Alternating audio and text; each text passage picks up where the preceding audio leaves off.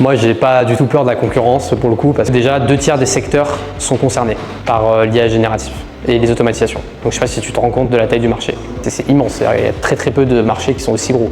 Donc le marché est littéralement immense. Même s'il y a des gens qui créent des sociétés sur l'IA et l'automatisation, il y a tellement d'automatisation à faire.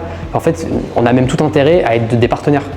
Parce qu'à un moment donné, il y a des types de missions que nous on va préférer. Par exemple, moi, imaginons, j'adore les missions de facturation et d'administratif.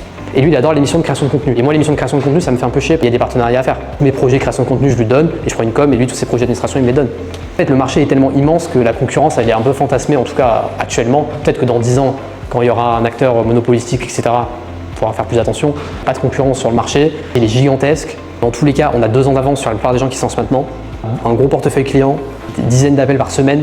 Limite, moi, ça m'arrange qu'il y ait de la concurrence parce que ça élève le sujet dans l'opinion publique. Quand ils parlent sur les médias des agents IA, de l'IA, etc., je suis très content. Les entreprises, ça les éveille petit à petit et elles se disent « Ah, mais c'est vrai qu'il faudrait qu'on mette de l'IA ».